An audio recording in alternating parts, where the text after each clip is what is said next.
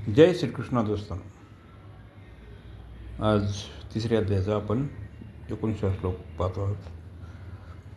तस्मात् सक्तः सततं कार्यं कर्म समाचर असक्तो ह्याचरं कर्म परमाप्नोति पुरुषः.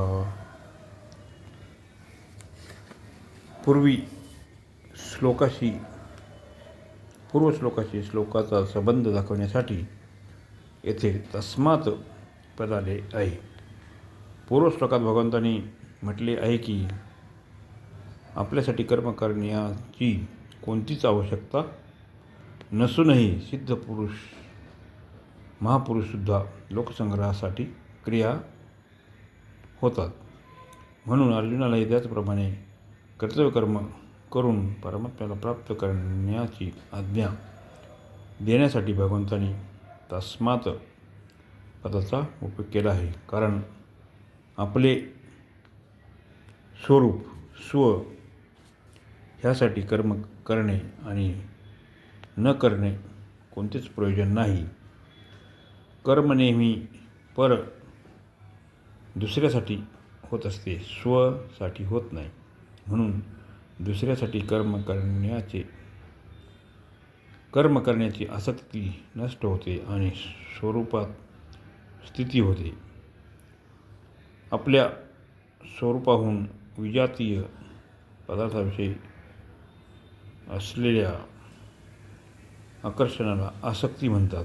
आसक्तीरहित होण्यासाठी आसक्तीच्या कारणाला जाणणे आवश्यक आहे. मी शरीर आहे आणि शरीर माझे आहे असे म्हणल्याने शरीरादी नाशवान पदार्थांचा महत्त्व अंतःकरणात अंकित होते. याच कारणाने पदार्थाविषयी आसक्ती निर्माण होते. आसक्तीच पतन करणारी आहे, कर्म नव्हे. आसक्तीमुळेच मनुष्य शरीर, इंद्रिय, मन, बुद्धी इत्यादी जड पदार्थाशी आपला संबंध मानून आपल्या आराम सुखभोगासाठी अनेक प्रकारचे कर्म करतो. अशा प्रकारे जडतेशी आसक्तीपूर्वक मानलेला संबंधच मनुष्याचा वारंवार जन्ममरणाला कारण होतो.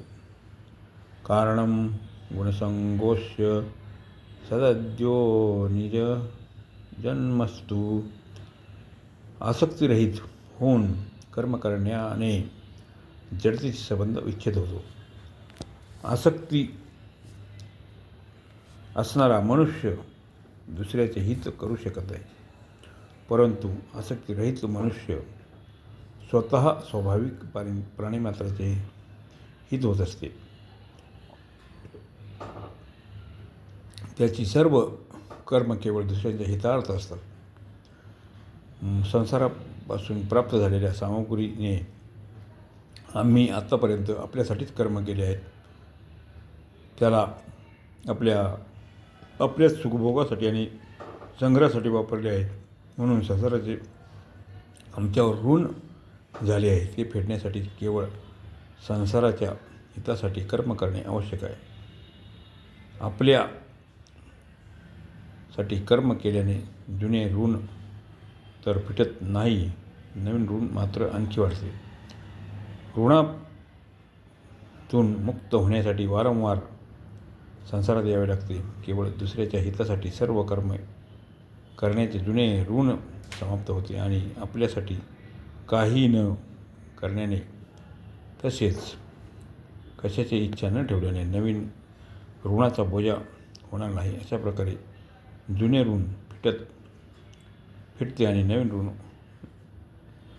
होणार नाही. याचे बंधनाचे कोणतेही कारण न राहिल्याने मनुष्य सहजमुक्त होतो. कोणतेही कर्म निरंतर राहत नाही, परंतु आसक्ती निरंतर राहते.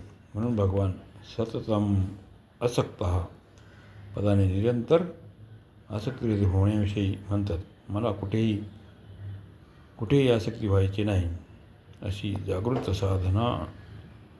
साधनकांनी निरंतर ठेवले पाहिजे. निरंतर आसक्तीरहित राहून जे विविध कर्म समोर येईल त्याला केवळ कर्तव्य समजून करावे असा उपयुक्त पदाचा भाव आहे.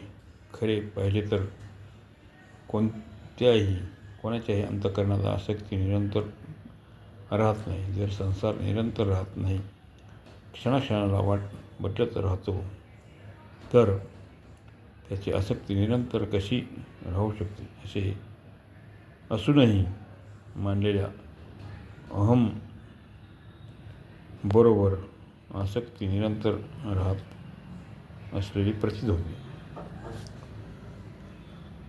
कार्यम अर्थात कर्तव्य त्याला म्हणतात जे करू शकतो आणि जे आवश्यक केले पाहिजे. दुसऱ्या शब्दात कर्तव्याचा अर्थ असा आहे की आपल्याला स्वार्थाचा त्याग करून दुसऱ्याचे हित करणे, दुसऱ्यांची शास्त्रविहित न्याययुक्त मागणी पूर्ण करण्याचे सामर्थ्य आमच्या ठिकाणी अशा प्रकारचे कर्तव्याचा संबंध परहिताशी कर्तव्याचे पालन करण्यात सर्व स्वतंत्र आणि समर्थ आहेत. कोणत्याही पराधीन आणि असमर्थ नाही. केवळ प्रमाद आणि आळसामुळे अकर्तव्य करण्याची वाईट सवय झाल्याने तसेच फलाची इच्छा राहण्यानेच वर्तमान काळी कर्तव्य पालन करणे कठीण वाटते. नाहीतर कर्तव्य पालनासारखे काहीच सोपे नाही. कर्तव्याचा संबंध परिस्थितीनुसार असतो.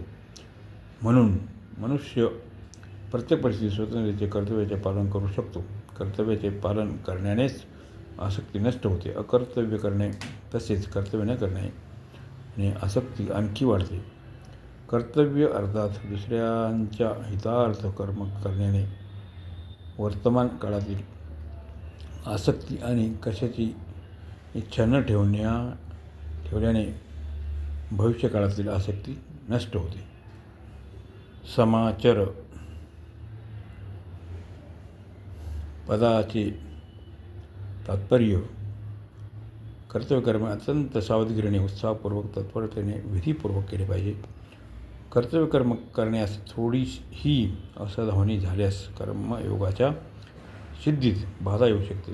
वर्ण, आश्रम, प्रकृती आणि परिस्थितीनुसार ज्या मनुष्यासाठी जे शास्त्रविहित कर्तव्यकर्म सांगितले गेले आहे, योग्य वेळ आल्यावर तेच त्याचे सहज कर्म होते.